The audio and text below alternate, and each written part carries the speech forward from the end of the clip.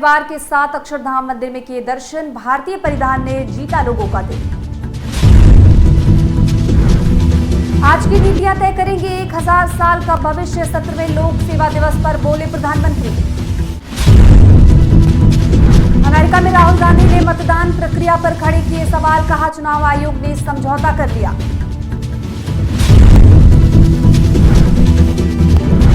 नहीं रहे pope Francis, Vatican city में 88 साल की उम्र में निधन, लंबी बीमारी से थे ग्रसित। नमस्कार, मैं रुचि, आप देख रहे हैं आज की खबर। अमेरिका के उपराष्ट्रपति जेडी वेंस अपने 4 दिवसीय भारत दौरे के लिए दिल्ली पहुंच गए हैं। उनके साथ उनकी भारतीय मूल की पत्नी उषा चिलुकुरी और 3 बच्चे भी आए हैं। वेंस का प्लेन दिल्ली के पालम एयरपोर्ट पर लैंड हुआ। एयरपोर्ट पर केंद्रीय मंत्री अश्विनी वैष्णव ने जेडी वेंस और उनके परिवार का स्वागत किया। पालम एयरपोर्ट पर वेंस का स्वागत गार्ड ऑफ ऑनर के साथ किया गया। दिल्ली पहुंचने के बाद अब जेडी वेंस की मुलाकात प्रधानमंत्री मोदी से होगी। यह एक द्विपक्षीय मुलाकात होगी। इससे पहले वो अपने परिवार के साथ अक्षरधाम मंदिर पहुंचे और वहां दर्शन किया। पीएम मोदी ने विज्ञान भवन में 17वें सिविल सेवा दिवस समारोह में शिरकत की। इस मौके पर पीएम मोदी ने लोक सेवकों को संबोधित करते हुए कहा कि मैं सिविल सेवा दिवस पर अपनी शुभकामनाएं देता हूं।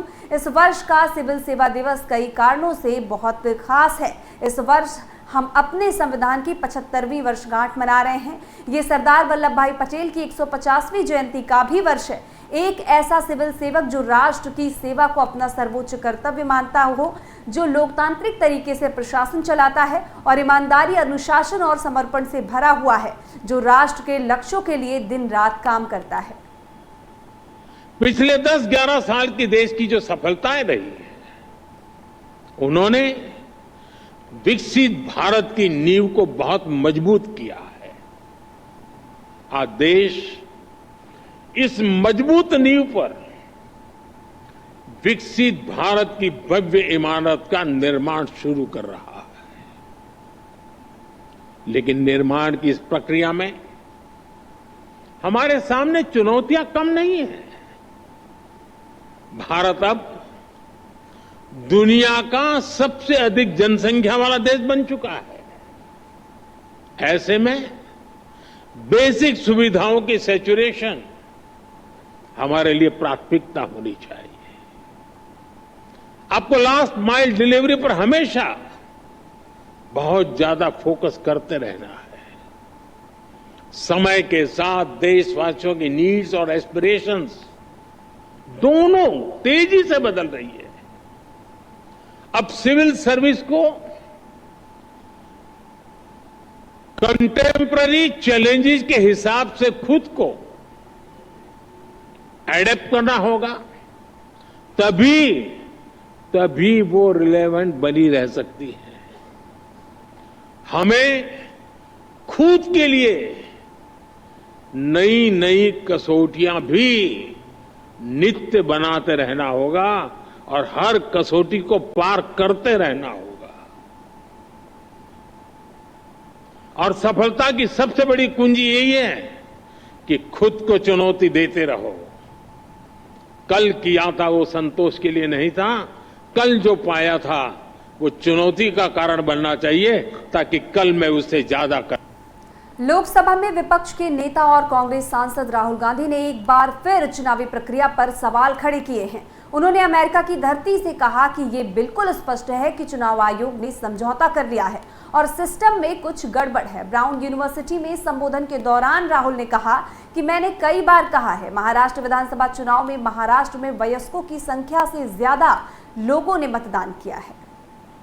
ये बहुत ही दुख की बात है कि श्रीमान राहुल गांधी विदेश में जाकर अपने देश के प्रति, अपने देश के संविधान ने जो संस्थाएं तैयार की है उनके प्रति इस प्रकार से झूठ बोलने का प्रयास करते हैं, झूठ फैलाने का प्रयास करते हैं, भारतीय लोकतंत्र को बदनाम करने का प्रयास करते हैं, लोकतंत्र पर सवालिया निशान उठाने का प्रयास करते हैं।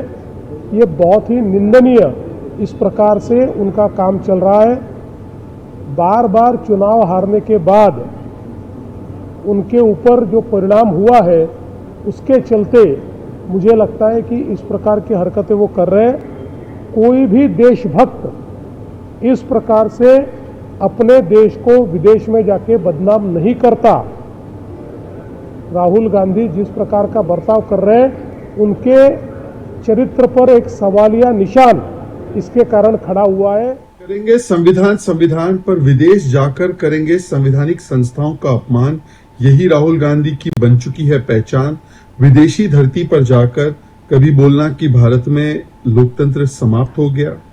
भारत के लोकतंत्र में समाप्ति के बाद यूएस और यूके को इंटरवीन करना चाहिए, हस्तक्षेप करना चाहिए। जुडिशरी बिकी हुई है, जुडिशरी ठीक से काम नहीं कर रही है। ईसीआई पर सवाल खड़े करना, भारत की हर संस्था पर जाकर विदेशी धरती पर सवाल खड़े करना, सेना से प्रूफ मांगना विदेशी धरती से, ये दिखाता है कि कुछ लोग मोदी विरोध करते करते अब भारत के विरोध में उतर आए हैं और वो भी विदेशी धरती पर इस प्रकार की जुबान बोलते हैं। पूरी दुनिया भारत की इलेक्शन कमीशन और इलेक्शन प्रोसेस की वाहवाही कर रही है। अभी हमने अमेरिका में भी देखा, पूरी दुनिया में देखा। और ऐसे समय पर भारत के ही खिलाफ भारत की बदनामी की सुपारी लेने का काम राहुल गांधी और उनके इकोसिस्टम ने किया। वही एलिगेशंस जिनको इलेक्शन कमीशन ने फैक्ट चेक कर दिया है। सुबह से जब हम मीडिया देख रहे हैं, अखबार पढ़ रहे हैं और टीवी देख रहे हैं, तो मुख्यतः दो समाचार, दो खबरें सुर्खियों पर है। पहला खबर है राहुल गांधी विदेशी भूमि में जाकर वही करते हैं जो वो कई दशकों से करते आ रहे हैं, भारत की बेइज्जती और भारत का अपमान। अमेरिका में राहुल गांधी ने भारत का अपमान किया है। ये कोई नई बात नहीं है, पहली बात नहीं है, ये एक सुर्खी है आज की। इस पर हम विस्तार से बात करेंगे। और दूसरी बड़ी खबर है कि आज से कांग्रेस के तमाम बड़े नेता चोर मचाए शोर, ये देश के भिन्न भिन्न भागों में जाकर आज से प्रेस कॉन्फ्रेंस करेंगे मां बेटे को बचाने के लिए। जो ईडी ने सोनिया जी और राहुल जी को नामांकित किया है, बाय नेम मेंशन किया है अपने चार्जशीट में, उन दोनों के खिलाफ जो कार्यवाही हो रही है कोर्ट में, अभी सुनवाई है 25 तारीख को, और आगे जो कार्यवाही होने की संभावना। किडनी की बीमारी से जूझ रहे पोप फ्रांसिस का निधन हो गया है। वेटिकन ने एक वीडियो संदेश में ये जानकारी दी है। बयान में कहा गया कि रोमन कैथोलिक चर्च के पहले लैटिन अमेरिकी लीडर पोप फ्रांसिस का निधन हो गया है। किडनी की बीमारी से जूझ रहे पोप फ्रांसिस का निधन हो गया है। वेटिकन ने एक वीडियो जारी करके संदेश दिया है। बयान में कहा गया कि रोमन कैथोलिक चर्च के पहले लैटिन अमेरिकी लीडर पोप फ्रांसिस का निधन हो गया है। जम्मू कश्मीर में कई जगहों पर भूस्खलन के बाद रविवार को रामबन जिले में बारिश के बाद बादल फटने से बाढ़ आ गई। इस आपदा में 3 लोगों की मौत हो गई, जबकि 100 से ज्यादा लोगों को बचा लिया गया है।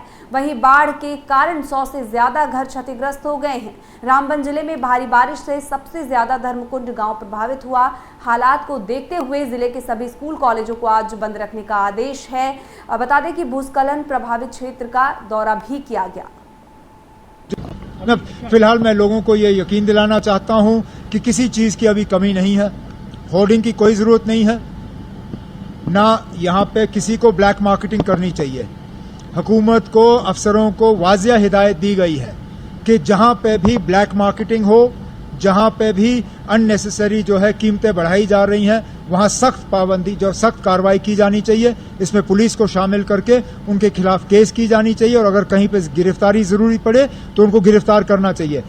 जो सिचुएशन आप खुद देख रहे हैं, जो कल मॉर्निंग मतलब 2:30 से जो शुरू हुआ है, यहाँ से बहुत भारी बारिश हुई है रिकॉर्ड। उस वजह से आप देख रहे हैं कि पूरा रोड साइड में जितनी रोड नेशनल हाईवे बंद हो गया है। बोल्डर्स हैं, स्लज हैं, रोड भी कहीं पर सिंक होगी, रोड वॉस्ट अवे हो गई है। उसके अलावा लोगों के घरों को नुकसान हुआ, 3 कैजुअलिटी भी हुई है और उसका इमीडिएटली डिस्ट्रिक्ट एडमिनिस्ट्रेशन ने लिया है। रिलीफ मटेरियल प्रोवाइड किया गया। यहाँ पर आप देख रहे काम शुरू किया गया, रोड क्लियरेंस का भी किया गया। जो लोगों को सिविल नुकसान हुआ है, एसेंशियल सर्विसेज का है, पावर है, राशन है या जल सप्लाई है, वो सब देने की कोशिश की जा रही है। तो अब बारिश अभी बंद हुई है तो असेसमेंट किया जा रहा है और जल्दी से जल्दी जो होगा वो किया जाएगा। यहाँ पर SDRF, NDRF, इंडियन आर्मी और डिस्ट्रिक्ट एडमिनिस्ट्रेशन पूरे की पूरी तैयार है। disaster है. It is actually a natural disaster. Whole village has come down. 3 people have died. We do not know what other has happened. It is a major disaster. And I am hopeful that Government of India and the Prime Minister will take note of it and give maximum assistance to these people. दिमाग में भी एक cloud burst हुआ था, वहाँ भी 2 लोग मर गए, वहाँ भी बहुत नुकसान हुआ है. सर, आप हाथ तो पीछे कर दीजिए. This is natural disaster, and this disaster has to be met. And the future, we have to start thinking. वहाँ नाले. कर्नाटक के पूर्व पुलिस महानिदेशक ओम प्रकाश का खून से लथपथ शव संदिग्ध परिस्थितियों में रविवार को उनके बेंगलुरु स्थित आवास पर मिला. पूर्व डीजीपी ओम प्रकाश के शव पर चाकुओं से कई घाव है. पुलिस के अनुसार बिहार के चंपारण के रहने वाले 68 वर्षीय आईपीएस अफसर का शव बेंगलुरु स्थित पौष इलाके HSR में स्थित 3 मंजिले मकान में भूतल पर मिला. नेशनल बुलेटिन में बस इतना ही. फिर हाजिर होंगे नई खबरों के साथ. तब तक के लिए देखते रहिए आज की खबर.